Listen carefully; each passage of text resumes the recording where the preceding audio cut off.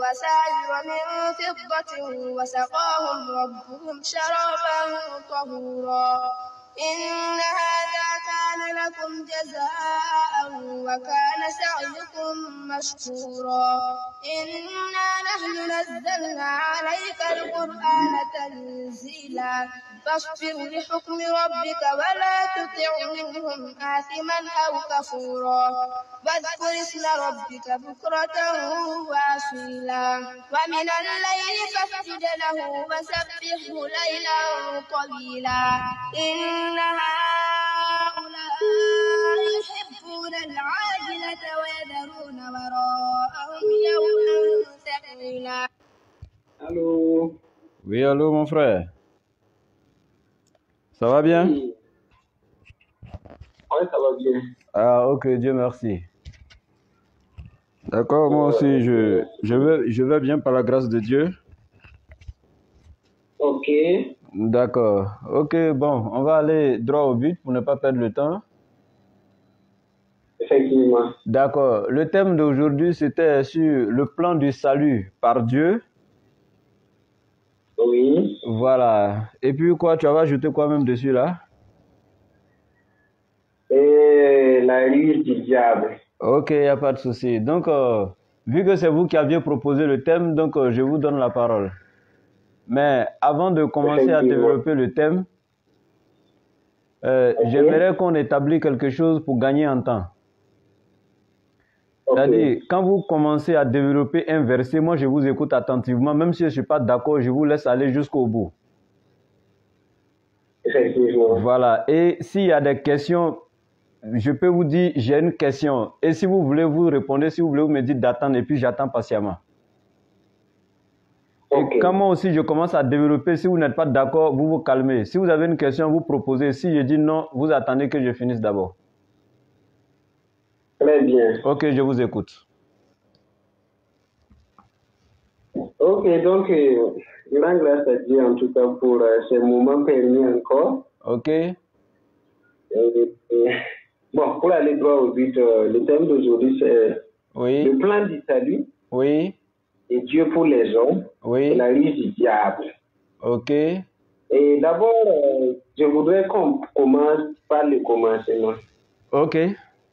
Nous savons que bibliquement, oui. Quand Dieu a créé l'homme, la parole de Dieu dit que Dieu a créé toutes choses. Après ça, il a créé l'homme. En ces termes, faisons l'homme à notre image. Et quand Dieu a créé l'homme, Dieu a créé l'homme par amour et non par nécessité. Oui.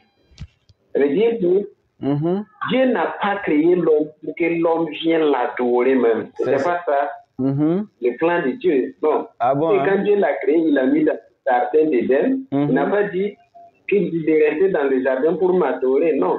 Il dit simplement de rester dans le jardin pour cultiver, pour essayer, pour garder le jardin et puis en tout cas vivre une vie épanouie. Ok.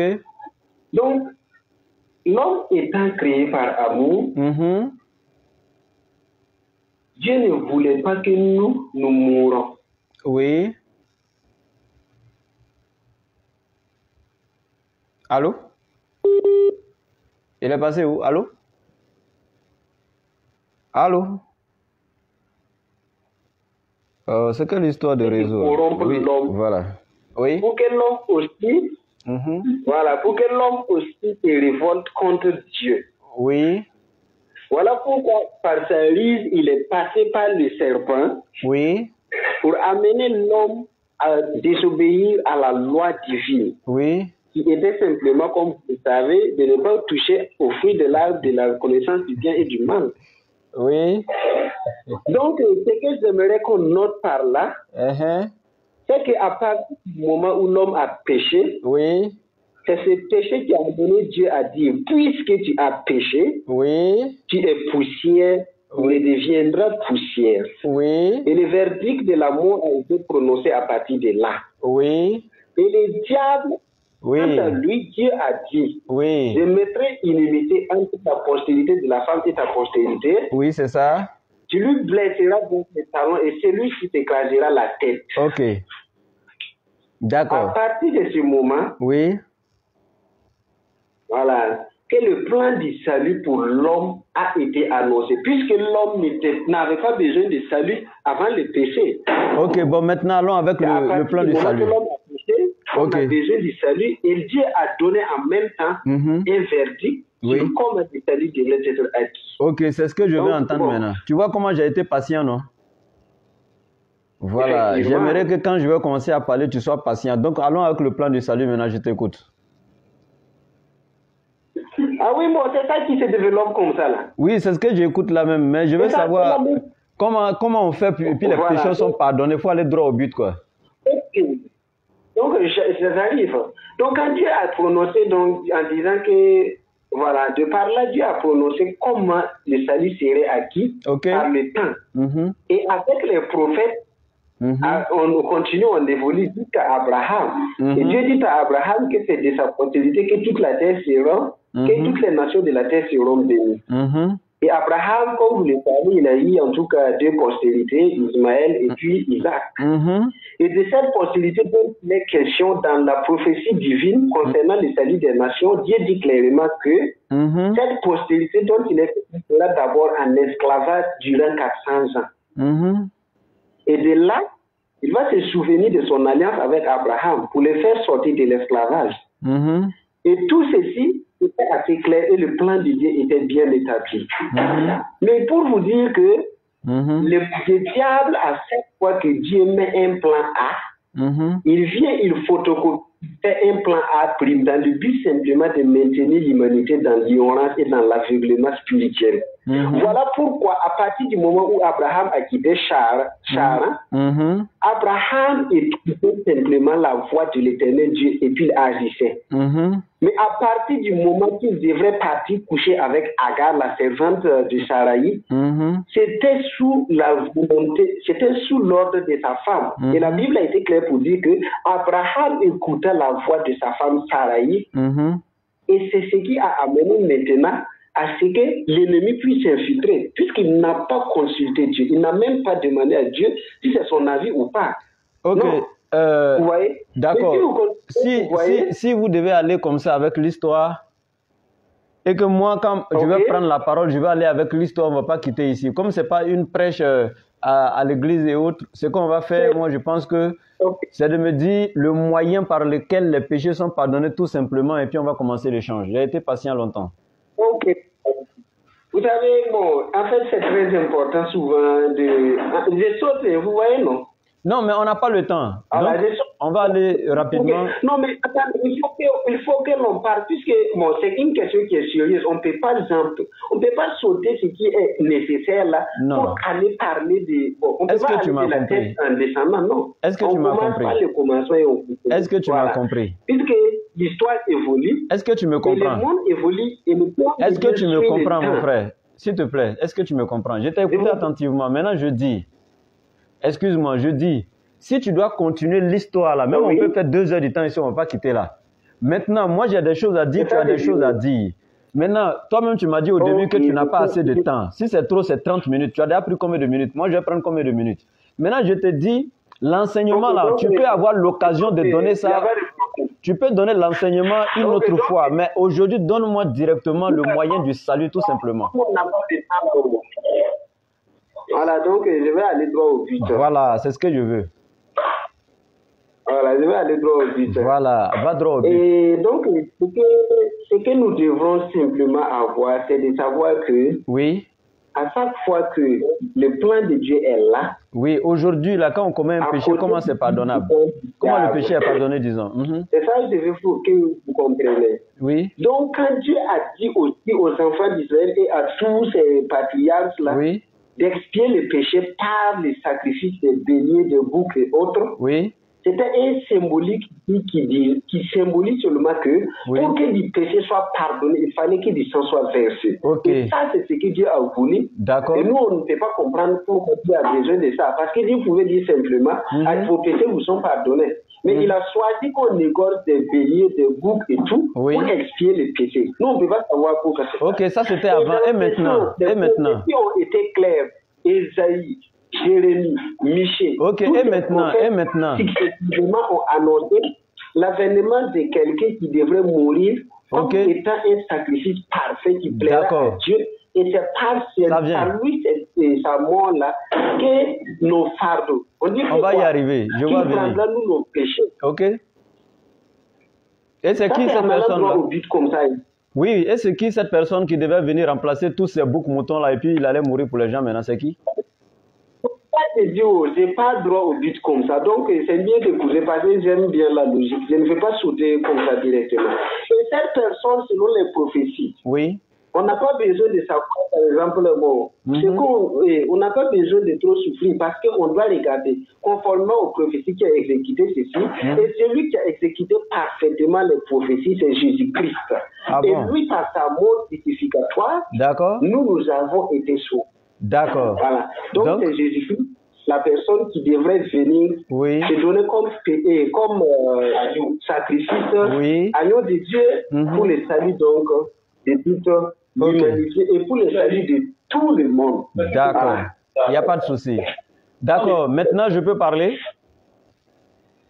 Ah oui, je vous écoute. D'accord. J'ai été patient, n'est-ce pas? En tout cas. Donc, j'aimerais que vous serez patient aussi. Enfin, j'espère que vous serez patient. Donc ici, je rentre avec toi dans la Bible. Depuis l'Ancien Testament, Lévitique chapitre 4, il dit, si c'est un simple membre du peuple qui a péché en faisant involontairement quelque chose que l'Éternel a défendu dans ses commandements, et s'il prend conscience de sa faute, ou si on lui fait connaître le péché qu'il a commis, il apportera comme sacrifice une chèvre sans défaut pour le péché qu'il a commis, etc., etc. Donc nous voyons ici, l'Éternel montre le sacrifice de la chèvre, des boucs, tout ça, pour quel genre de péché? Le péché involontaire. Et dit si quelqu'un a commis un péché involontaire. Allô? Il y a trop de bruit là, monsieur. Allô? Non, il y a assez de bruit là, ça me dérange. Il y a assez de bruit, s'il vous plaît. Merde.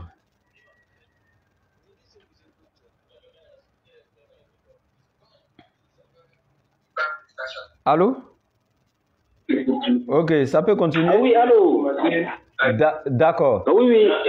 Ok, d'accord. Maintenant, vu que vous dites que dans l'Ancien Testament, l'Éternel nous dit clairement que pour que les péchés soient pardonnés, il fallait donner un sacrifice des boucs, des chèvres, tout ça. Nous voyons dans Lévitique chapitre 4, l'Éternel qui est clair. L'Éternel nous dit dans Lévitique chapitre 4, encore un autre... les gens sont en train de couper mon direct là. Donc l'Éternel dit dans Lévitique chapitre 4, il dit c'est lorsque c'est un péché involontaire. Maintenant, après le péché involontaire, on va rentrer. Comment est-ce que l'Éternel même pardonne les péchés? Je vais aller droit au but, moi je ne vais pas rentrer dans trop d'histoire. On va dans le livre d'Ézéchiel. On va dans le livre d'Ézéchiel. Voilà, je prends le verset. Ézéchiel, voilà, 18. À partir du verset 18. Il dit... Bien, bon, je prends le verset 21 même. Il dit, si le méchant renonce à tous les péchés qu'il a commis, voici l'Éternel qui parle. Si le méchant renonce à tous les péchés qu'il a commis, virgule, s'il respecte toutes mes prescriptions et applique le droit donc, et la justice, il vivra, il ne mourra pas. Toutes les transgressions qu'il a commises seront oubliées, il vivra grâce à la justice qu'il a pratiquée. Donc l'Éternel nous dit ici dans Ézéchiel chapitre 18 verset 21, si le pécheur se repent de ses péchés, ça fait un. Ça dit que la repentance d'abord, c'est ce que l'Éternel donne ici dans l'Ancien Testament, la repentance. Il dit donc s'il se repent de ses péchés qu'il a commis, s'il respecte toutes mes prescriptions, ça dit maintenant il va observer les ordonnances de Dieu et pratiquer la justice, l'Éternel dit il vivra, il ne mourra pas. Donc voici dans l'Ancien Testament le plan du salut par l'Éternel, comme j'ai donné dans Ézéchiel. L'Éternel donc le regret sincère, c'est-à-dire par la repentance, et la personne commence à partir de cet instant à observer donc les ordonnances de l'Éternel et pratiquer la justice. L'Éternel pardonne tout ce qu'il a fait dans le passé. Ça, c'est l'Ancien Testament. On vient dans le Nouveau Testament. Est-ce que effectivement, comme vous avez développé, Jésus est celui qui est venu en sacrifice pour que les péchés des êtres humains soient pardonnés? Si oui, on va voir ça. Mais c'est important de savoir qu'il y a deux types d'enseignements aujourd'hui dans le christianisme. Il y a assez de bruit, monsieur. Ok. C'est important de savoir qu'il y a deux types d'enseignements concernant la mort de Jésus. C'est-à-dire, quand vous parlez de rédemption, ça vient de l'araméen redimere, qui veut dire... Donc, redimere en araméen... Allô? Allô, j'écoute. Non, mais moi, ça me dérange en fait. Les gens parlent en même temps que moi à côté de vous. Je ne sais pas, ça dérange. Donc, redimere, ça veut dire la délivrance par le moyen d'un prix. C'est ce qui est rédemption en français. En araméen, c'est redimere. Ça veut dire la délivrance par le moyen d'un prix. Est-ce que Jésus est venu pour venir se faire tuer, verser son sang pour pardonner le péché de l'humanité? Il y a deux types d'enseignements. Il y a ce qui est enseigné sur Jésus et il y a ce qui est enseigné par Jésus. On va aller avec ce qui est enseigné par Jésus et non ce qui est enseigné sur Jésus. Et pour cela, je serai obligé de me référer à la Bible. Qu'est-ce que Jésus dit de son sacrifice expiatoire qui lui a été attribué? Qu'est-ce que Jésus lui-même dit de cela? On va aller maintenant avec les Écritures. Jésus va nous dire la cause pour laquelle il est venu sur la terre. Si c'était pour venir se faire tuer sur un poteau, Jésus nous le dira. Je prends Luc. On va avec Luc chapitre 4. À partir, bon, c'est pas la peine que je lis les versets, ça va perdre mon temps. Donc, je donne les versets oralement, comme ça pour aller. Donc, Jésus dit dans Luc chapitre 4, verset 43 à 44, il dit, il faut que j'annonce la bonne nouvelle du royaume des cieux aux autres villes, car c'est pour cela que j'ai été envoyé. Et nous savons qu'en français, le car est fait pour justifier la cause. Jésus dit, il faut que j'annonce la bonne nouvelle du royaume des cieux aux autres villes, car c'est pour cela que j'ai été envoyé. Voici Jésus qui nous déclare, c'est la cause de sa venue sur la terre pour venir annoncer l'évangile, la bonne nouvelle et non mourir. Ça fait un. La deuxième des choses, Jésus qui dit qu'il est venu annoncer la bonne nouvelle, dans Jean chapitre 17 verset 4, Jésus dit, Père, j'ai achevé l'œuvre que tu m'as donné à faire, maintenant tu peux m'élever vers toi. Jésus déclare dans Jean 17, 4 qu'il a achevé l'œuvre. Or, l'œuvre que Jésus nous enseigne dans Luc 4, 43, c'est d'annoncer l'évangile. Et il dit à Dieu qu'il a fini d'annoncer l'évangile dans Jean 17, 4 et que Dieu peut l'élever maintenant. Or, nous voyons que lorsque Jésus disait dans Jean 17, 4, j'ai achevé l'œuvre, en ce moment Jésus n'était pas encore mort. Donc, si sa venue sur la terre était devenue mourir, pourquoi il dit qu'il a achevé l'œuvre alors qu'il n'est pas encore mort? C'est qu'en réalité, il n'avait même pas encore commencé l'œuvre. Or, lui, il est en train de nous affirmer ce qu'il a achevé l'œuvre. Il a achevé l'œuvre alors qu'il n'est pas encore mort. Ça fait deux versets. Maintenant, le même Jésus qui est venu mourir sur la terre. Allô? Allô? Oui, j'écoute. Ok, donc le Jésus qui est venu... Non, mais il y a des gens qui parlent, leur voix même est plus forte que ta voix. Donc moi, je ne peux pas savoir si je suis obligé de dire allô pour être sûr que tu es là. Donc le même Jésus maintenant... Voilà, donc le Jésus maintenant qui est supposé être sur... mourir, qui est supposé venir se faire tuer pour pardonner le péché de l'humanité, doit nous l'affirmer. Malheureusement, nous n'avons pas une affirmation de Jésus quelque part dans la Bible où il dit « Je suis venu mourir pour pardonner le péché de l'humanité ». Mais Jésus affirme que lui, il est venu ici pour donner le paradis à travers un autre moyen. Et quel est ce moyen? Je vais vous donner encore ce moyen. Dans Matthieu chapitre 5, verset 17 à 21, Jésus dit, ne pensez pas que je sois venu abolir la loi ou les prophètes, mais plutôt accomplir. En vérité, je vous le dis, tant que les cieux et la terre ne passeront point, il ne disparaîtra pas un seul iota, ni un seul trait de lettre dans la loi de Dieu jusqu'à ce que tout soit accompli. Donc Jésus nous montre ici que la loi de Moïse restera jusqu'à la fin du monde. Et lui, il est venu en accomplissement de cette loi, mais pas pour abolir cette loi. C'est pourquoi dans Luc chapitre 18, maintenant verset 18, voilà un homme riche qui vient demander Jésus, qu'est-ce que je dois faire pour avoir le paradis? Jésus devait dire au monsieur, selon la doctrine des chrétiens aujourd'hui, attends, bientôt je vais mourir, tu vas croire à ma mort. Jésus ne lui a pas dit ça. Dans Luc 18, 18, Jésus dit, d'abord au monsieur, pourquoi m'appelles-tu bon? Il n'y a de bon que Dieu seul. Tu connais les commandements, pratique-les. Donc Jésus a orienté le monsieur vers quoi pour avoir le paradis? Vers les commandements. Et c'est le même enseignement que Jésus donne dans Jean chapitre 12, verset 48 à 50. Jésus est clair. Il dit, les commandements de Dieu sont la vie éternelle. Et les choses que je dis, c'est pourquoi je les dis comme le Père me les a dites, car je sais que ces commandements sont la vie éternelle. Jésus est clair, il dit, je sais que, c'est-à-dire le verbe savoir. Jésus a la certitude que les commandements de Dieu sont la vie éternelle. Et il dit, c'est pourquoi les choses que je dis, je les dis comme le Père me les a dites. Et pour ne plus être long et te redonner la parole. Dans Jean chapitre 6, versets 66 à 69, Simon-Pierre, ça dit qu'il était là avec les disciples, mais en ce moment, la foule quittait Jésus. Jésus regarde les 12 apôtres et il dit à Simon-Pierre, vous, ne voulez-vous pas vous en aller aussi? Simon-Pierre prit la parole et lui dit, Seigneur, à qui irions-nous? Nous savons que tu as les paroles de la vie éternelle. Pourquoi Simon-Pierre n'a pas dit, nous savons qu'en te suivant, quand tu vas mourir, on va croire à ta mort? Non. Il dit, nous savons que tu as les paroles de la vie éternelle. Et ce sont ces paroles-là qui sont les commandements de Dieu que Jésus a enseignés à travers l'évangile, comme confirmé dans Luc 4, 43. Je suis venu annoncer la bonne nouvelle, car c'est pour cela que j'ai été envoyé. Et après avoir annoncé cela, dans Jean 17, 4, il dit, Père, j'ai achevé l'œuvre que tu m'as donné à faire, parce que la mort ne faisait pas partie de l'œuvre. Je te redonne la parole, je t'écoute. Ah, ok, merci beaucoup. Oui. En tout cas, vous avez des très importants. Oui. Vous allez partir du bas dehors. Moi, je vais étudier. Je dois étudier et vous êtes en train de parler de religion. La religion, c'est une question du peuple. La religion, même, les religions sont de la merde. Ok, donc, il y a un qui est choqué à côté de toi là-bas déjà, par mes enseignements bibliques. Ah non, bon. Dis-lui de se calmer. Ça va aller, on se comprend. Voilà, ce qu'il est en train d'étudier là, c'est ça là qui est plus important. Ou même si c'est la Bible qu'il étudie aussi, il peut s'associer à nous, il n'y a pas de souci. Non, ça va aller.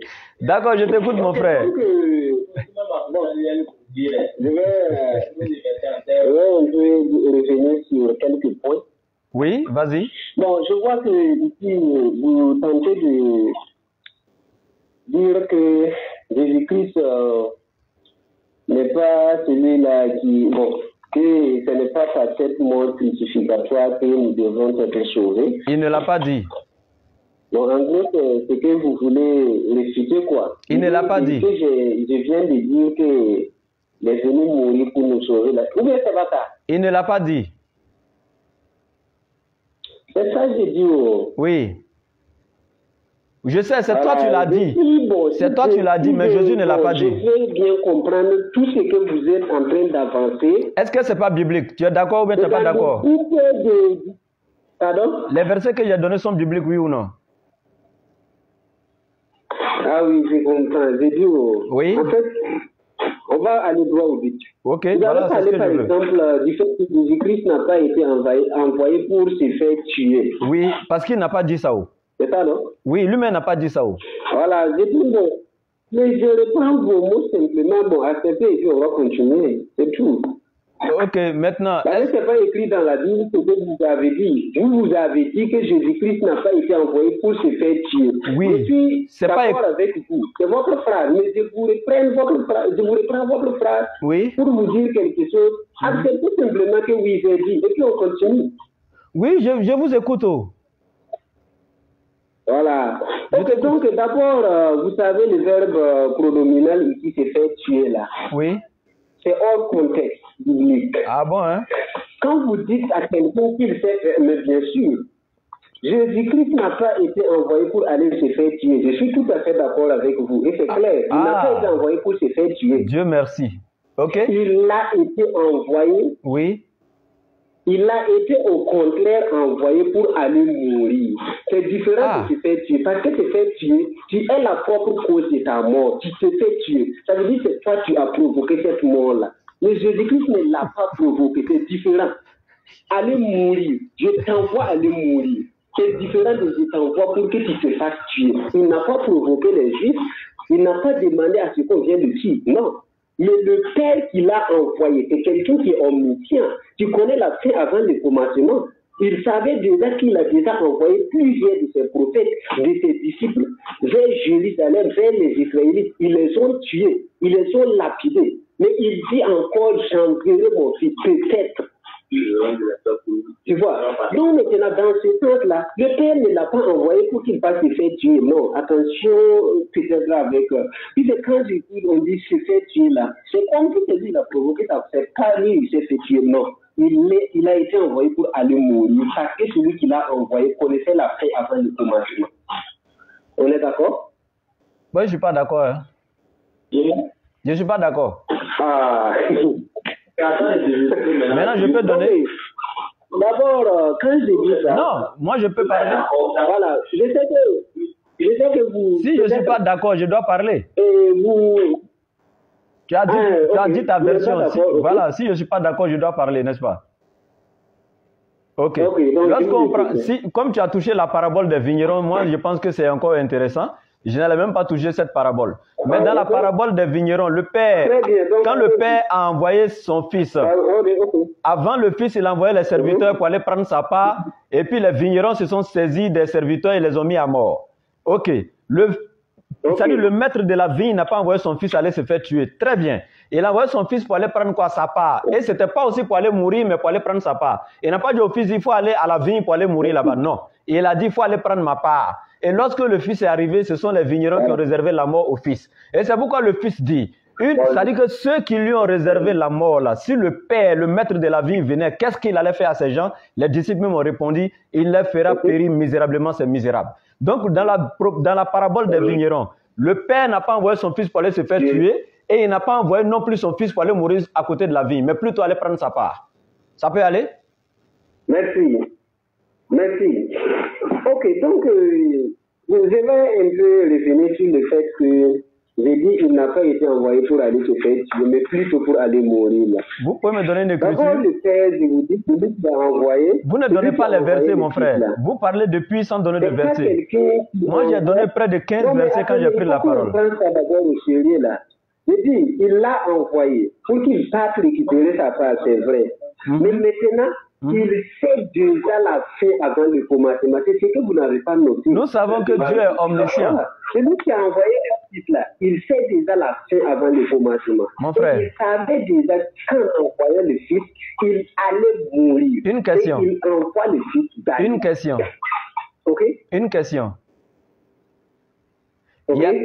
Une question. Il y a le champ de la mission de Jésus qui est là, qui est clair, établi par Dieu. C'est-à-dire le but de la mission, c'est pas le champ effectué, le but de la mission de Jésus est là, établi par Dieu. Jésus déclare, j'ai été envoyé pour prêcher la bonne nouvelle du royaume des cieux, car c'est pour cela que j'ai été envoyé. Est-ce que tu as une écriture où Jésus dit, je suis venu mourir? Merci. On va laisser la philosophie rentrer dans les écritures. Jésus-Christ disait que je suis le bon berger. Oui. Le bon berger donne sa vie pour ses brebis. Ok, je peux vous poser une question là? Il n'y a pas de plus grand amour que de donner sa vie. Ok, je peux vous demander. Avant même de partir mourir. Une question. Une question. Jésus dit, je suis le bon berger et je donne ma vie pour mes brebis. Voilà. Ça, c'est très intéressant. Mais j'ai une question pour toi. Oui. Est-ce que quand toi, tu appelles les gens au quotidien, donnez votre vie à Jésus, donnez votre vie à Jésus. Quand tu appelles les gens, n'ont qu'à donner leur vie à Jésus, tu les appelles à aller se tuer? Donner ta vie à Jésus. Est-ce que ça veut dire aller se faire tuer? Sinon, toi, tu appelles les gens à donner leur... Toi, tu as donné ta vie à Jésus, est-ce que tu es mort? Tu t'es tué pour donner ta vie à Jésus? Donner ta vie à Jésus là-haut. Comme Jésus dit, le bon berger donne sa vie pour ses brebis. Toi, tu penses que quand Jésus dit il donne sa vie, là, ça veut dire il se tue là. Quand toi, tu donnes ta vie à Jésus, est-ce que toi, tu t'es tué? Ou même quand tu appelles les gens à donner leur vie à Jésus, est-ce que c'est pour qu'ils meurent? Est-ce que donner ta vie à Jésus, c'est donner sa vie pour Jésus? Est-ce que tu comprends? Est-ce que tu comprends? Oui, je vous comprends. C'est pas une question. Donner sa vie à Jésus, est-ce que c'est la même chose que donner sa vie pour Jésus? Mon frère, répondez, on va continuer. Est-ce que tu comprends?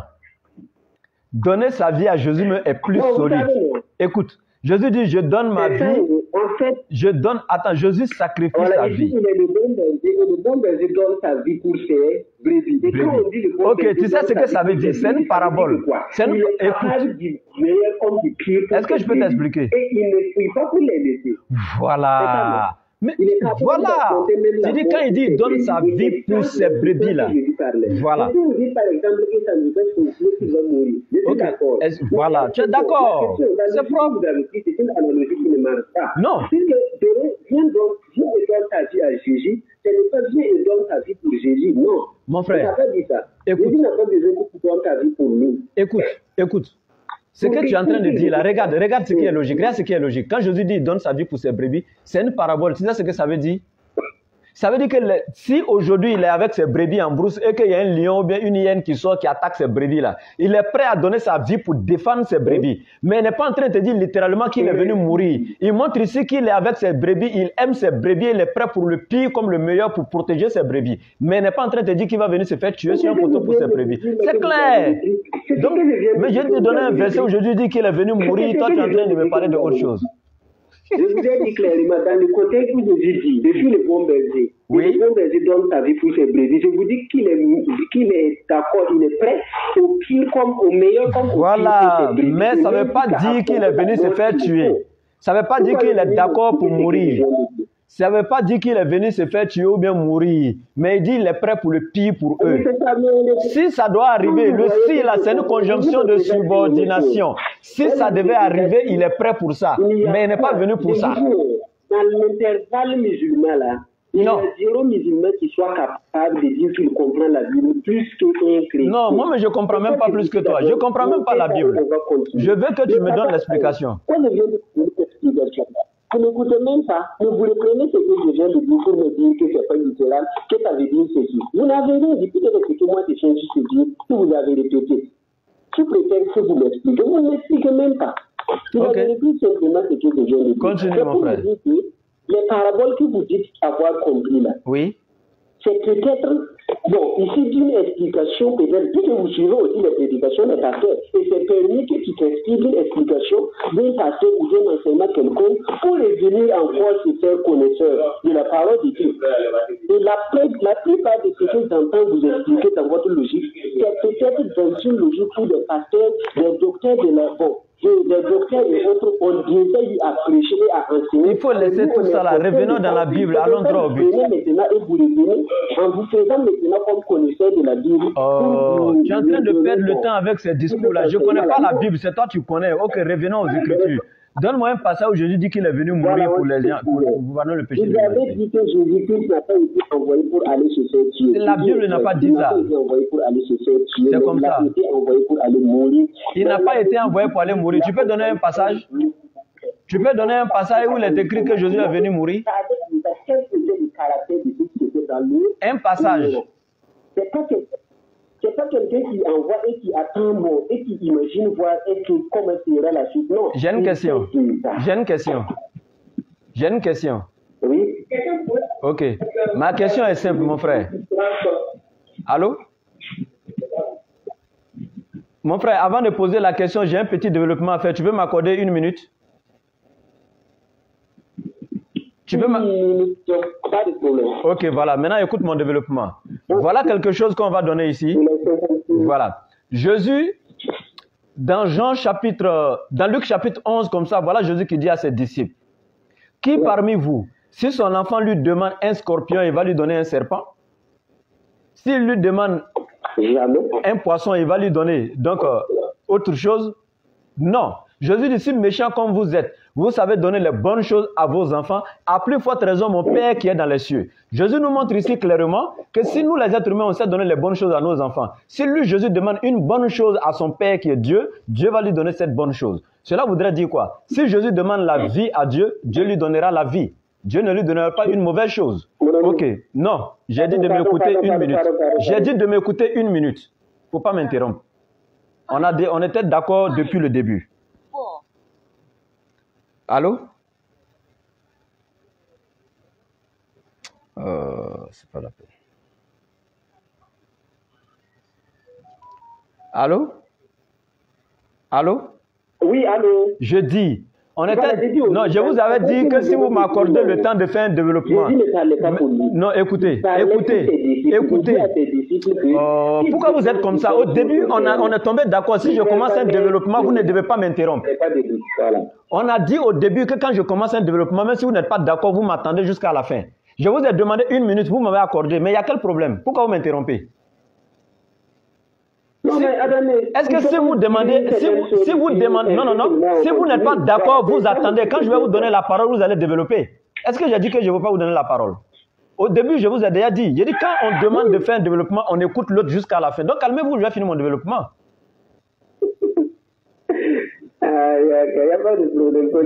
Voilà, donc il ne faut pas m'interrompre.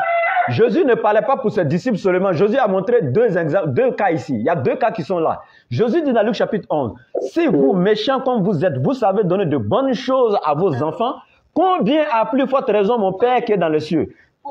Donc si moi, Jésus, je demande quelque chose de bien à mon Père qui est dans les cieux, il ne va pas me donner quelque chose de mal. Voilà ce que Jésus nous dit clairement. Et maintenant, on va aller dans l'enseignement. Dans Jean chapitre 11, qu'est-ce qui est écrit là-bas? On va voir ce qui est écrit. Dans Jean chapitre 11, à partir donc du verset 24. Marthe, la sœur de Lazare, lorsque Lazare est décédé, Marthe, la sœur de Lazare, a fait appel à Jésus. Lorsque Jésus est arrivé, voilà ce que Marthe va dire.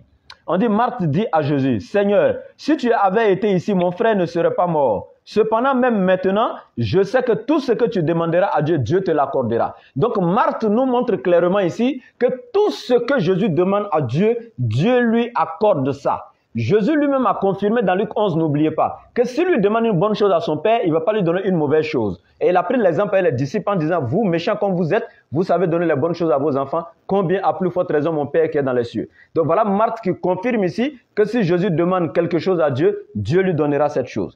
Maintenant, Jésus doit confirmer ce que Marthe dit. Non, je n'ai pas fini mon frère, arrête de m'interrompre.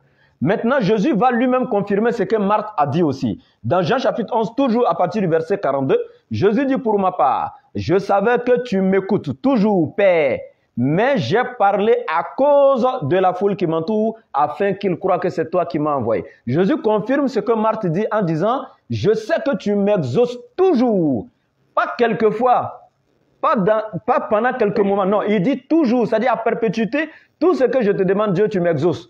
Donc Jésus est clair, il a confirmé que Dieu l'exauce toujours. Maintenant, voilà ce qui va se passer. Jésus va se mettre à Gethsemane, dans le jardin de Gethsemane sur la montagne. On dit, Jésus faisait quelques pas en avant, se prosterna face contre terre et pria Dieu. Père, si cette mort pouvait s'éloigner de moi, non pas comme je veux, mais comme tu veux. Donc, Jésus, sa prière ici était pour que la mort s'éloigne de lui. Mais il dit, quand lui, il demande une bonne chose à son Père, là, sinon, on sait donner les bonnes choses à nos enfants, combien à plus forte raison lui, son Père qui est dans les cieux. Comment Jésus peut demander ici à Dieu de l'éloigner de la mort, c'est-à-dire lui donner la vie, et puis Dieu va quand même lui donner la mort. Pourquoi? Alors que dans Hébreux chapitre 5, verset 7, il est écrit clairement, c'est lui Jésus pendant sa vie terrestre, il a présenté des prières et des supplications avec des cris et des larmes à celui qui pouvait le sauver de la mort, et il a été exaucé à cause de sa piété. Ma question ici, c'est laquelle? Quand on dit quelqu'un a été exaucé, c'est qu'il a eu exactement ce qu'il voulait, oui ou non?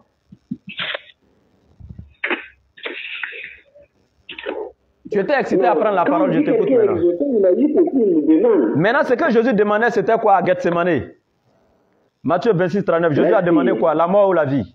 Il a demandé quoi? Réponds-moi. Non, quand on est exaucé, on a ce qu'on a demandé. Jésus a demandé quoi? Réponds-moi. Dans Matthieu 26, 39, il a demandé quoi? La vie ou la mort? Jésus a demandé à ce que la volonté de Dieu se fasse. Non. Il a dit, je veux que cette mort s'éloigne de moi. Pourquoi tu n'es pas... Bon, arrête ça, mon frère. Il n'a pas dit Jésus. Sois honnête. C'est ça que je vous dis. Faites très attention. C'est pas la peine. La parole a été claire. Jésus dit, si tu pouvais... En fait, il n'a pas dit, je veux que cette... Il n'a même pas dit si tu pouvais, c'est faux. C'est faux. Il dit que quoi? Il n'a pas dit si tu pouvais, c'est faux. Que ta volonté se fasse et non ma volonté. Pourquoi tu sautes sur la fin du verset? Il faut lire au début. Si tu es sincère, il faut lire le verset au début. Depuis quand on lit un verset à la fin pour le comprendre? Depuis quand? Ça a commencé quand dans la Bible? Où on lit un verset à la fin? Il faut commencer le verset au début. Si cette mort pouvait s'éloigner de moi, mais on dit il a fait quoi d'abord? Quelque part en avant, il s'est protéiné, il a dit quoi? Il dit, Père, Si cette mort pouvait s'éloigner de moi, non pas comme je veux, mais comme tu veux. Mais regarde, le verset est clair. Non pas comme je veux. Ça dit donc le fait que... Non. Jésus nous montre même le fait de souhaiter que cette mort s'éloigne de lui est même la volonté de Dieu. C'est pourquoi il dit non pas comme je veux, mais comme tu veux. Simplement quatre mots. Et puis on veut comprendre la totalité. Non, il faut lire le tout. Tu as vu quelqu'un? Ok, regarde ce qui va se passer. Regarde ce qui va se passer. Regarde ce qui va se passer.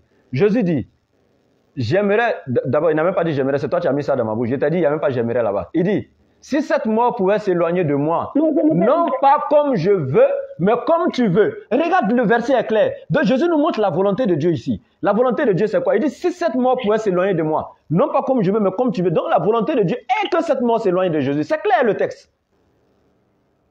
Pourquoi vous voulez changer les choses? C'est clair. Mon frère, vous avez fini? J'ai fini, je t'écoute. Tu ne pourras pas donner un seul verset.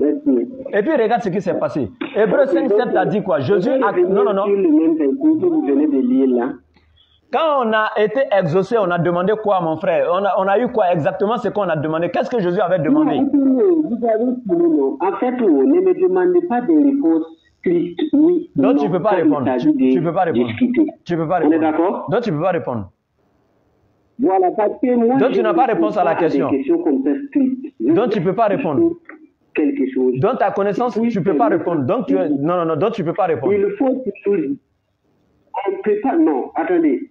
Moi, je vous demande, par exemple, est-ce que ici, là, c'est des questions de oui, non, comme ça? Non. On ne peut pas répondre ça. Ok, bon, je ne veux pas que ce soit...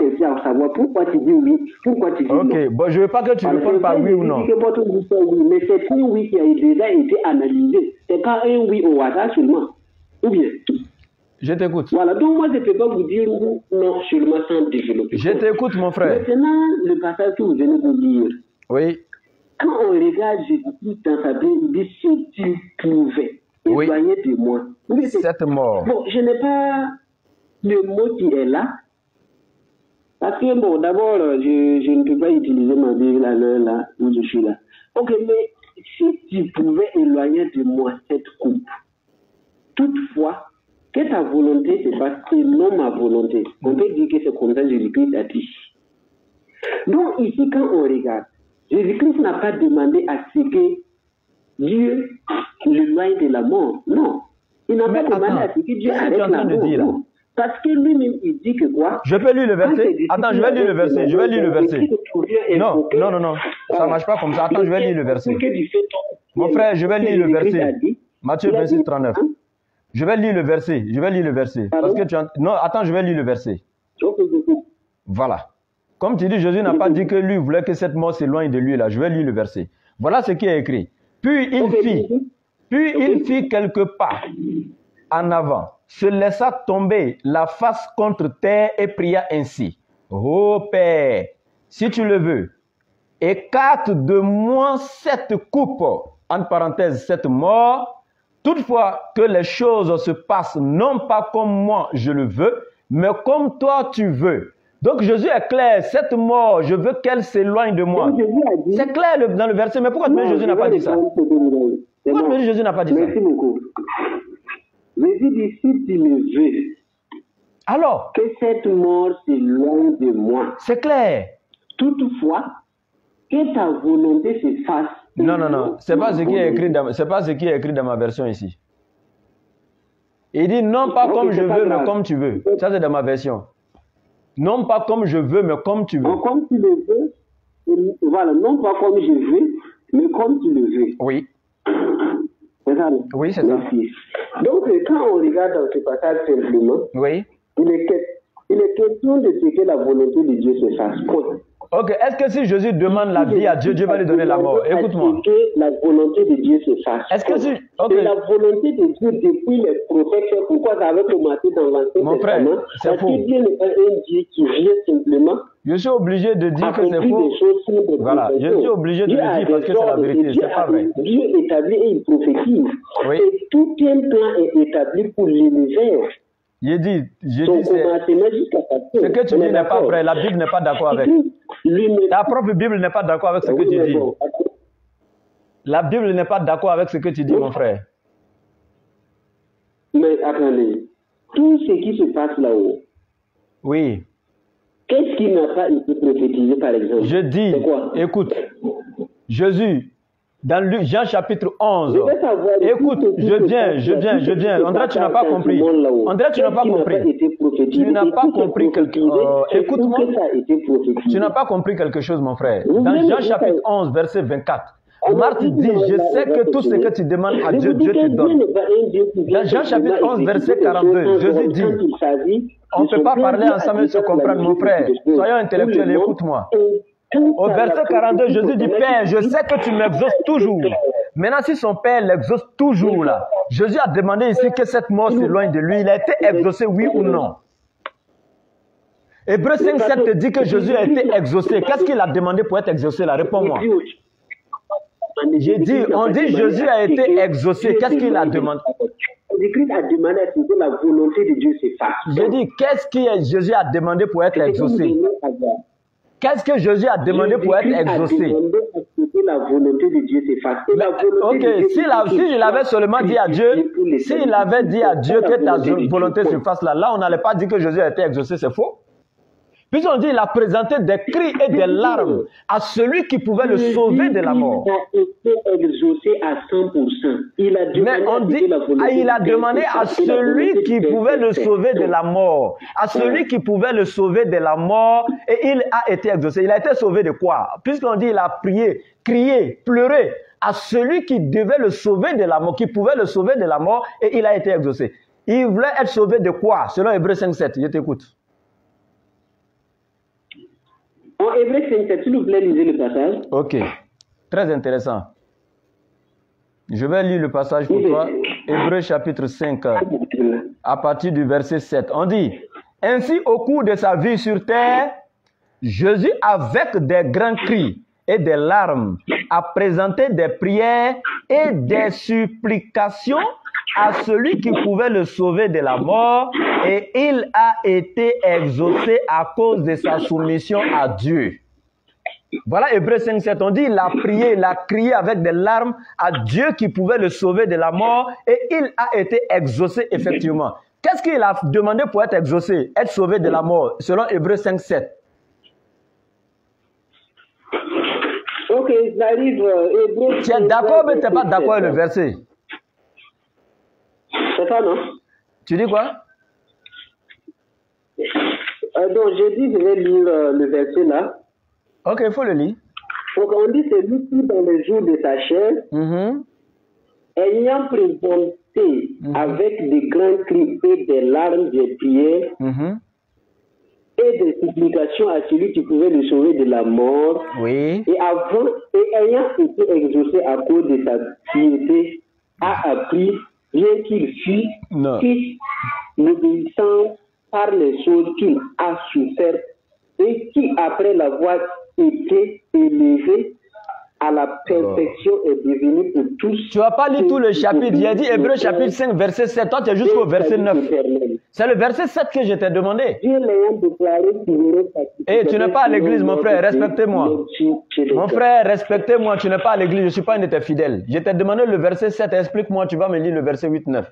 On va lire toute la Bible ici. Là. Ok, bon, moi je vais te couper. Parce que tu n'es pas sérieux. Au revoir. Je vais appeler quelqu'un qui est sérieux pour échanger. Mon frère, toi, tu n'es pas sincère. Au revoir, mon frère, tu n'es pas sincère. Je vais appeler quelqu'un qui est sincère pour discuter.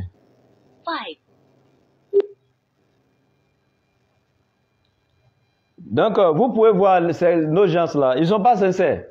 Mais on va y arriver, c'est ce que je vous dis. On va y arriver, Inch'Allah.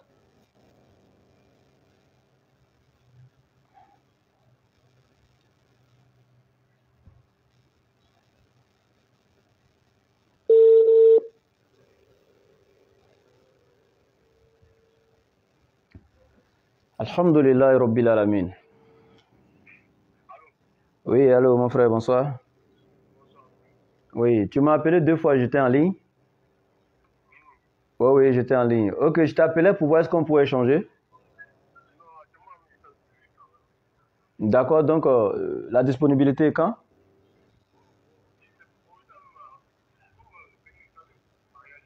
Ok. Ok. D'accord, ok. Il n'y a pas de souci. Ok, avec plaisir. Sans problème. Merci beaucoup, mon frère. Ok, sans problème. Merci. Je suis à l'écoute. Ok. Bien. Chers internautes, Alhamdulillah Rabbil Alamin. Bon, je n'aime pas trop prendre 3-4 personnes dans mes petits poteaux. Je ne sais pas si vous avez remarqué. Quand je prends une personne, je décide de faire mon petit poteau et puis après, voilà, je prends une autre personne. Mais quand la personne n'est pas sincère, je ne remplace pas la personne comme ça. J'essaie d'aller. En fait, l'essentiel, ce n'est pas celui avec qui je suis en train de discuter. Ce n'est pas lui qui est forcément important pour moi. C'est ceux qui écoutent et qui puisent des enseignements et qui augmentent leur foi en regardant vraiment ces choses-là. Donc, c'est ce qui est important pour moi, en fait. Ce n'est pas celui-là qui... Voilà. Nous savons qu'il y a toutes sortes de personnes dans le monde. Et dans la cause, dans cette histoire de religion-là, il y a certains qui suivent la voie de Dieu avec sincérité. Mais il y en a qui sont là pour le business. Ils sont cachés derrière le nom de Dieu, derrière le nom de la religion. Donc, pour se faire des noms, pour se faire une fortune, tout ça. Donc, malheureusement, on a des gens comme ça. Alors qu'on ne peut pas réveiller quelqu'un qui ne dort pas. Il y a des gens qui ne dorment pas, qui font semblant de dormir. On ne peut pas les réveiller. Mais on va y arriver, Inch'Allah. C'est le plus important. J'aime comme ça dire vraiment à mes frères musulmans, apprenons notre religion. L'islam a des droits sur chaque musulman. Donc nous avons des devoirs envers notre religion. Et l'un de ces droits de l'islam sur chaque musulman, c'est que chaque musulman doit connaître sa religion. Et un autre de ces droits, c'est que chaque musulman, après avoir connu sa religion, ce qu'il a appris, donc comme science dans sa religion, il doit lui-même pratiquer cette science-là. Et le troisième devoir, après avoir appris, connaître et pratiquer, tu dois maintenant transmettre ce savoir à tes semblables qui ne savent pas. Et c'est ce que nous sommes en train de faire avec nos frères musulmans. Et le quatrième devoir, c'est de défendre avec cette science encore ceux qui sont là pour ternir l'image donc de notre religion. Et c'est encore ça que nous sommes en train de faire. Et nous devons savoir que ce travail que nous sommes en train de faire, ce n'est pas si nous voulons qu'on va le faire, non. C'est un devoir pour chaque musulman d'apprendre et connaître sa religion. Même l'adoration que nous faisons, Allah est clair dans le hadith qudsi, Arifuni qabla an ta'budun, fa illam ta'rifuni fa kayfa ta'buduni. Connaissez-moi avant de m'adorer, c'est ce qu'Allah déclare. Si vous ne me connaissez pas, comment est-ce que vous allez m'adorer? Et le prophète alayhi salatu wa salam nous dit clairement, il dit talabul ilmu faridatu ala kulli muslimin wa muslimat. La recherche de la science est un devoir capital pour tout croyant et pour toute croyante. Donc c'est un devoir pour nous d'apprendre et de connaître notre religion. C'est pourquoi Allah a fait une comparaison dans la sourate 39 à partir du verset 11 entre le savant et l'ignorant. Il dit hal yastawi allazina ya'lamuna wal lazina la ya'lamun. C'est pas une question qu'Allah pose, mais il montre ici l'importance, il montre ici la grandeur donc du savant au-dessus de l'ignorant. Il dit, sont-ils égaux ceux qui savent et ceux qui ne savent pas? Non, ils ne sont pas égaux. Donc Allah il nous demande d'apprendre. Donc nous devons savoir qu'on a beaucoup à faire. Et le prophète alayhi salatu wa salam est venu sur cette terre. Allah il nous dit dans la sourate 33 verset 21, laqad kana lakum fi rasulillahi uswatun hasana liman kana yarjullaha wal yawmal akhir wa zakara lahu kathira. Dans le messager d'Allah, vous avez un excellent modèle à suivre. Et donc s'il est un modèle pour nous à suivre, c'est-à-dire il est un miroir pour nous dans lequel on doit se mirer, quand nous regardons la sourate 12 verset 108, le messager nous déclare clairement, Qul hazihi sabili ad'u ila Allahi ala basiratin ana wa man ittaba'ani wa subhanallahi wa ma ana minal mushrikin. Et dit, voici mon chemin, j'appelle les gens à Allah, moi et ceux qui me suivent, nous basant sur une preuve évidente. Donc pureté à Allah, je ne suis point du nombre des associateurs. Si Allah nous dit de prendre le prophète comme exemple, alors que le prophète nous déclare, lui son travail sur la terre était de faire quoi? Était d'appeler les gens à Allah. Alors qu'est-ce que nous attendons, chers frères musulmans? Qu'est-ce que nous attendons? Regardez comment Allah il nous a honorés. Regardez comment Allah nous a gratifiés. Allah il dit kuntum khayra ummatin ukhrijat linnas. Vous êtes la meilleure des communautés que nous avions fait surgir pour les gens. Allahu Akbar. ta'muruna bil ma'ruf wa tanhauna 'anil munkar wa tu'minuna billah. Allah dit nous sommes la meilleure des communautés, mais il va conditionner. Pour être dans cette meilleure communauté, un meilleur aussi, Allah il dit vous ordonnez le convenable, vous interdisez le blâmable et vous croyez en Dieu. Donc c'est ça le musulman, celui qui doit ordonner le convenable, interdire le blâmable. Il y a quel propos, quelle parole, quel acte plus blâmable que le fait de substituer Dieu en une créature. Dire que Jésus était Dieu, ou bien Dieu fait chair est venu sur la terre, ou bien Jésus est venu mourir pour pardonner le péché de l'humanité. Mais c'est ça, interdire le blâmable, et c'est ce que nous sommes en train de faire. Et Allah il dit, dans la sourate 5, verset 2, wa ta'awanu 'alal birri wa taqwa wa la ta'awanu 'alal ismi wal udwan wattaqullaha innallaha shadidul iqab. Si vous devez vous entraider dans quelque chose, que ce soit entraidez-vous dans, c'est-à-dire que l'accomplissement du bien et de la crainte en Allah, mais ne vous entraidez pas dans l'accomplissement des péchés. N'œuvrez pas dans le péché, ne vous encouragez pas dans le péché. Et dans tout ce qui est transgression, éloignez-vous-en, ne vous encouragez pas dans la transgression. Wattaqullaha, craignez Allah. Inna Allah shadidul iqab. Allah est cette dur en châtiment. Waliyazu billah, qu'Allah nous en préserve. On a beaucoup à faire, chers frères musulmans. C'est beau de regarder ce spectacle-là. D'être là, oui, Oustaz Ouattara Ibrahim, non, c'est très bien. Oui, c'est très intéressant de faire. Mais Oustaz Ouattara Ibrahim veut que vous fassiez comme lui. Ne dites pas que vous ne pouvez pas. Je suis un élève, j'apprends comme vous, mes frères. Même dans la Bible, Jésus est clair. Ce sont nos frères chrétiens qui refusent.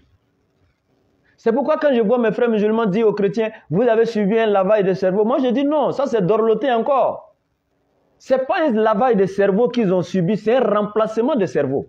Parce qu'une fois qu'on te dit de ne plus réfléchir avec l'intelligence naturelle, le discernement que l'Éternel t'a donné, et le pasteur est maintenant arrivé à l'église, il va prendre Saint-Esprit pour mettre ici. Tu ne réfléchis plus à ton intelligence, tout ce qui vient c'est Saint-Esprit. En ce moment, ce n'est pas la peine. Alors que Jésus est clair dans Matthieu chapitre 7, verset 7. Cherchez, vous trouverez. Demandez, l'on vous donnera. Frappez, l'on ouvrira pour vous. Dans Jean chapitre 12, verset 32, vous connaîtrez la vérité et la vérité vous affranchira. Chers frères, on a beaucoup à faire. On a beaucoup à faire. Battons-nous pour la cause d'Allah. Tout ce qu'on fait dans le dunya là, c'est éphémère. Wallahi, un jour je ne serai pas là. Sur ces mêmes réseaux sociaux là, vous allez voir un jour peut-être une de mes photos qui passe sur votre profil Facebook et puis ils vont écrire RIP. Il n'est plus là. Wallahi. Kullu nafsin za'ikatul maut. Toute âme goûtera à la mort. Alors, œuvrons pour Allah. Wa ma khalaqtul jinna wal insa illa liya'budun. Je n'ai créé les djinns et les hommes que pour qu'ils m'adorent. C'est pour ça qu'Allah nous a créés. Nous ne devons pas désespérer aussi à la miséricorde d'Allah. Nous ne devons pas désespérer à la miséricorde d'Allah. Voilà des gens qui nous enseignent Dieu pour pardonner le péché de l'humanité. Celui qui est omnipotent, qui a tous les pouvoirs, celui qui est omniscient, celui qui est omniprésent, celui qui est... C'est-à-dire que Dieu qui est amour, le grand pardonneur, celui qui est doux et celui qui est douceur. Le tout miséricordieux, le très compatissant. On vous dit pour pardonner le péché de quelqu'un, celui qui détient la clé du pardon, il est obligé lui-même de se faire un être humain, rentrer dans le ventre d'une de ses créatures, venir se faire, c'est-à-dire qu'accoucher là, il va téter encore le lait, il va grandir comme vous et moi, il va manger, il va boire, il va aller au petit coin naturellement s'il mange, grandir comme ça, jusqu'à un jour il va se faire surprendre par ses créatures, arrêter, ligoter, chicoter, crucifier, avant de pardonner le péché de l'humanité. Est-ce que ça là c'est concevable? Est-ce que c'est concevable? Réfléchissons-en. Alors qu'Allah il nous dit dans le Coran, sourate 39, verset 53, قُلْ يَا عِبَادِيَ الَّذِينَ أَسْرَفُوا عَلَىٰ أَنفُسِهِمْ لَا تَقْنَطُوا مِنْ رَحْمَةِ اللَّهِ إِنَّ اللَّهَ يَغْفِرُ الذُّنُوبَ جَمِيعًا إِنَّهُ هُوَ الْغَفُورُ الرَّحِيمُ. Allahu Akbar. Regardez la beauté de ce verset coranique là. Allah dit, Ya ibadi, oh mes serviteurs, Quand le verset même commence et puis vous voyez, oh mes serviteurs, vous pensez que ce qui va suivre là, c'est qui? Allah il va décrire qui ici? Vous pensez que ce sont les croyants? Non. Vous pensez que c'est ceux qui prient? Non. Vous pensez que c'est ceux qui jeûnent? Non. Allah dit, oh mes serviteurs, mais qui? Allazina asrafu ala anfusihim, vous qui aviez commis les plus grands péchés. Allahu Akbar. Regardez, Allah il parle de ceux qui ont commis les grands péchés, mais Allah les appelle comment? Oh mes serviteurs. Regardez sa miséricorde, sa douceur, son pardon. Oh mes serviteurs, vous qui aviez commis des excès à votre propre détriment. Allah il dit quoi? La taqnatu min rahmatillah. Il dit ne désespérez pas à la miséricorde d'Allah. Inna Allah yaghfir zunuba jami'a. Allah il pardonne tous les péchés. Innahu huwa al-ghafurur rahim. C'est lui qui est le grand pardonneur, le tout miséricordieux, le très compatissant. Allahu Akbar. Regardez la beauté de l'islam. Et voilà que Dieu va lui-même venir se faire tuer sur un poteau pour pardonner le péché de l'humanité. Ou il va prendre un fils là-bas qui est innocent. C'est celui-là qui va venir mourir avant que Dieu pardonne à un pécheur. C'est inconcevable. C'est comme un père, ton enfant est malade et puis tu vas aller à l'hôpital. Et puis le médecin doit prendre, c'est l'enfant qui est malade, hein, mais le médecin va prendre la seringue et puis va faire l'injection sur le père pour que l'enfant ait la guérison. Comment tu peux concevoir ça? Pourquoi c'est celui qui est guéri là, c'est celui qu'on fait l'injection pour que celui qui est malade soit guéri? Pourquoi c'est celui qui est sans péché que Dieu va prendre pour punir, Dieu va crucifier pour que le péché soit pardonné? Est-ce que Dieu est injuste? Alors que la Bible a été claire. Ézéchiel 18, verset 21. Si le pécheur se repent de tous les péchés qu'il a commis. Alors quand on parle de repentance, on parle d'abord du regret sincère. On parle même de l'arrêt immédiat, donc de l'accomplissement de ce péché. Et on parle encore de la promesse faite à Dieu pour ne plus revenir sur ce péché. C'est ça qu'on appelle le repentir sincère. Et ensuite, il dit, celui qui se repent de ses péchés, qui observe mes ordonnances et pratique la justice, il vivra, il ne mourra pas. C'est la Bible qui dit. Ses péchés seront pardonnés et oubliés. Allahu Akbar. Regardez la beauté de l'enseignement. Maintenant, des gens viennent avec des pensées charnelles, venir introduire dans les enseignements d'Allah. C'est pourquoi Jésus a été clair. L'ennemi viendra s'aimer l'ivraie dans le champ de blé. L'ennemi n'est pas quelque part d'autre, hein? C'est parmi les chrétiens. Donc, chers frères, on a beaucoup à faire. Nous avons beaucoup à faire. On a assez à faire. Et puis, vous allez voir quelque chose. Pour terminer le direct, je vous fais un petit cadeau. Un petit cadeau.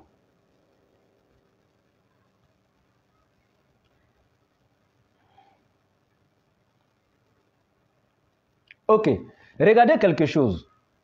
Quand, avec le pasteur, le jeune chrétien de suite là, je lui ai donné Hébreux chapitre 5 à partir du verset 7. Regardez attentivement, prenez cet enseignement gratuitement. Hébreux chapitre 5 à partir du verset 7. Voilà ce qui est écrit. Jésus-Christ, pendant sa vie terrestre, a présenté des prières et des supplications avec des grands cris et des larmes. Regardez bien, des prières et des supplications avec des cris et des larmes. Il a pleuré. Les prières et les supplications ont été accompagnées par des cris et des larmes. N'oubliez pas. Les prières et les supplications ont été accompagnées par des cris et des larmes. Donc, et ces cris et ces larmes, il les a adressés à qui?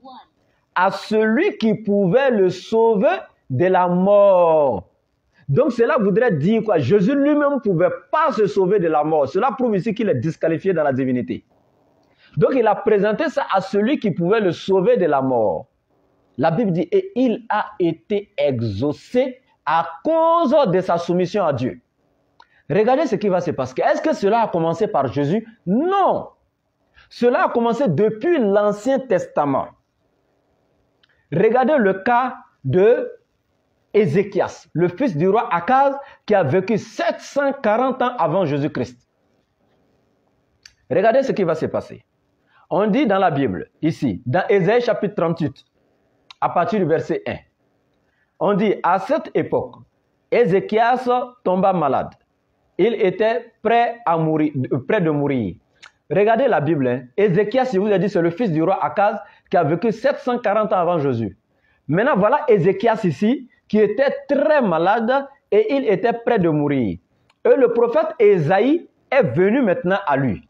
Ésaïe, qui était fils d'Amos, se rendit à son chevet et dit à Ézéchias, « Voici ce que l'Éternel déclare. Prends tes dispositions, car tu vas mourir, tu ne te rétabliras pas. » Donc nous voyons ici, la Bible dit clairement, Ézéchias était très malade et le prophète Ésaïe, Dieu l'a envoyé vers le même Ézéchias pour lui dire, il faut te préparer à mourir parce que tu ne vas pas guérir de cette maladie, tu vas mourir bientôt. Regardez ce qui va se passer à la suite. Quand bien même que c'était décrété qu'il allait mourir, mais regardez ce qui va se passer. On dit, alors Ézéchias tourna son visage du côté du mur et pria l'Éternel. Jésus a prié l'Éternel pour être sauvé de la mort, non? Regardez Ézéchias aussi. On dit, il a tourné son visage vers le côté du mur et il a prié l'Éternel. En disant quoi? En ces termes. De grâce, Éternel, tiens compte de ce que je me suis conduit devant toi avec fidélité, d'un cœur sans partage, et que j'ai fait ce que tu considères comme bien. Voilà Ézéchias qui a prié maintenant. Et la prière de Ézéchias, qu'est-ce qu'il a dit à l'Éternel? Il dit, considère que tout ce que j'ai fait pour toi, de bien là, il faut regarder ça Dieu. J'ai eu un bon cœur. Donc j'ai fait tout ce qui était bon à tes yeux. Maintenant, il a prié. Regardez ce qui va se passer. D'abord, la prière n'est pas finie. Hein. On dit, puis il pleura abondamment. Ésaïe chapitre 38, verset 1er pour descendre. Regardez. Donc, il a prié, il a supplié Dieu, ne voulant pas mourir. Quand bien même que c'était décrété, jusqu'à ce que Ésaïe est venu l'annoncer qu'il allait mourir, lui annoncer qu'il allait mourir, il demande pardon à ne pas mourir et il ne s'arrête pas là. Hein. On dit ensuite, c'est-à-dire après les prières et les supplications, on dit puis il pleura abondamment. Comme Jésus dans Hébreux chapitre 5, verset 7, il a aussi prié, il a supplié avec des larmes et il a été exaucé. Donc regardez Ézéchias ici. Il a aussi pleuré, il a prié, il a supplié à ne pas mourir. On dit alors la parole de l'Éternel fut adressée à Ésaïe.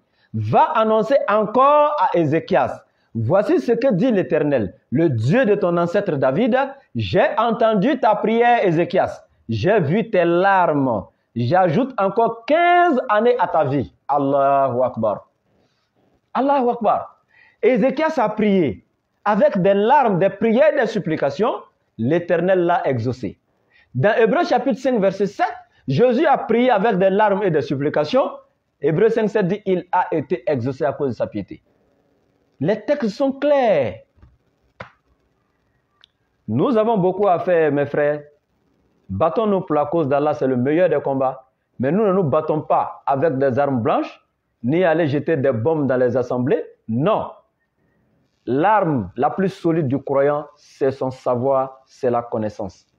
Et qu'Allah nous donne la science, qu'il nous bénit, qu'il nous inonde tous dans l'océan de sa miséricorde. Wahiya assalamu alaikum wa rahmatullahi wa barakatuh. Bonne soirée à vous.